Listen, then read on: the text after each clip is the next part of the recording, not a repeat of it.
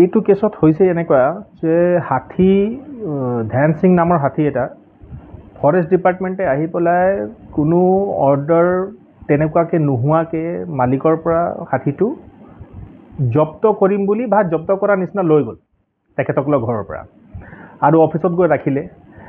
যেতিয়া মালিক পক্ষে ইনকুৱাৰী কৰিলে কিয় হাতীটো লৈ গৈ আছে, কি কাৰণ হ'ল, আপোনালোকে চিজ কৰিছে নাই, তো কোনো সঠিকভাৱে কোনো ধুনীয়াকৈ উত্তৰ বা লিগেল কাম কৰিছে নাই ইলিগেল কাম কৰিছে তেনেকুৱা কোনো উত্তৰ দিয়া নাছিল।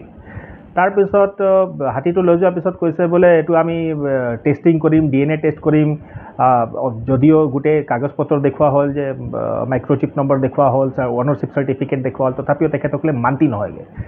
আৰু ইন দ্য মিন টাইম তাৰপিছত তেখেতসকলে আগবাঢ়িলে যে এটা চৌকজ দিলে যে 3 দিনৰ ভিতৰত ৰিপ্লাই কৰক যে সেই হাতীটো কিয়নো আমি চিজ কৰিব নোৱাৰোঁ, কিয় আপোনালোকৰ বিৰুদ্ধে কেছ কৰিব নোৱাৰোঁ, ৱাইল্ড লাইফ এক্টত কেছ কৰিব নোৱাৰোঁ, কোন আপোনালোকক ধাৰা লগাই পেলাই কিয় এৰেষ্ট কৰা নহ'ব আপোনালোকক ভুৱা কাগজ বনোৱাৰ বাবে। এইবিলাক চৌকজ কৰাৰ পিছত যেতিয়া মালিক পক্ষে ৰিপ্লাই কৰিলে আৰু গোটেই ডকুমেণ্ট নথি পত্ৰ জমা দিলে, জমা দিয়াৰ পিছত তেখেতসকলে আৰু এটা ৰিকুৱেষ্ট কৰিলে যে হাতীটো DNA টেষ্ট কৰা হওক আৰু DNA টেষ্টটো দেহৰাদুনৰ পৰা লেবৰ পৰা কৰোৱা হওক।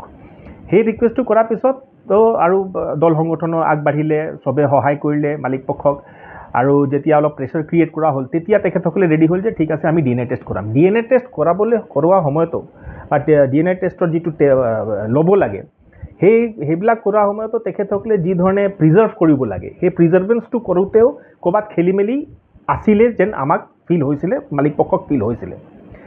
তাৰপিছতো ভিডিঅ' ৰেকৰ্ডিঙত গোটেইখিনি কৰা হ'ল আল্টিমেটলি।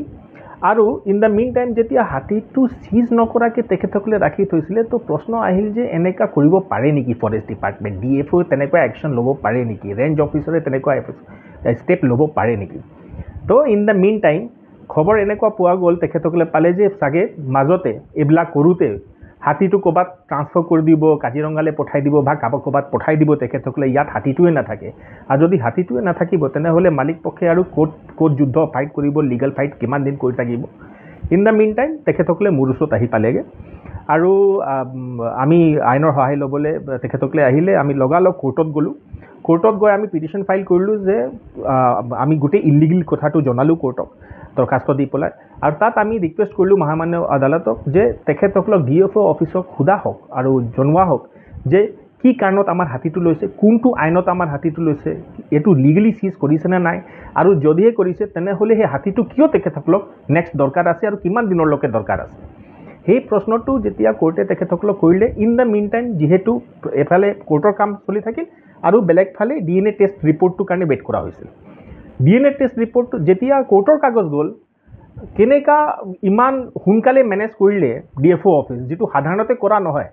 সাধাৰণতে DNA টেষ্ট যেতিয়া কৰে 6 মাহ 1 বছৰলৈকে ৰিপৰ্টৰ ৱেইট কৰি থাকে, আৰু যেতিয়া কোৰ্টৰ ওচৰত গৈ পেলাই কোৰ্টে যেতিয়া সুধিলে প্ৰশ্ন, তেতিয়া লগালগ উইদিন ফিউ ডেইজ ভিতৰত তেখেতসকলৰ ওচৰত ৰিপৰ্ট আহি গ'ল। আৰু সেই ৰিপৰ্ট কি আহিল যে হয় পজিটিভ ৰিপৰ্ট আহি গ'ল যে ধ্যান সিং তেখেতসকলৰ মালিকনা হক আছে, আৰু যাৰ জীয়েক হ'ব লাগে তাৰে জীয়েক হয়, পোৱালি হয়, আৰু হাতী পোৱালি হয়।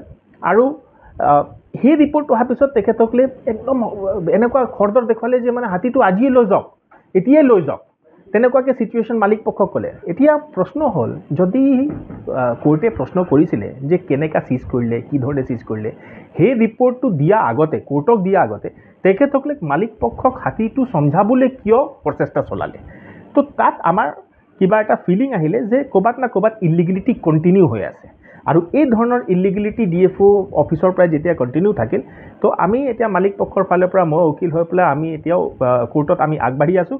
আৰু তেখেতসকলক আমি যেতিয়ালৈকে আমি সেই উত্তৰটো পাই নাযাওঁ যে তেখেতসকলৰ কামটো লিগেল আছিল, ইলিগেল আছিল, ডিক্লিয়াৰ কৰা আমি কোৰ্টৰ পৰা, যদি ইলিগেল আছিল তেনেহ'লে আমি আগবাঢ়িম আৰু DFO অফিচৰ পৰা, ষ্টেট অফ আছামৰ পৰা ইভেন আমি ক্ষতিপূৰণ বিচাৰিম এইটো ক্ষেত্ৰত, যে কেনেকুৱা মালিকক যিমান দিন সেইটো দিগদাৰী পালে সেইটো বিষয়ত এতিয়া কি ৰায় দিয়ে কোৰ্টে সেইটো আমি ৱেইট কৰিম।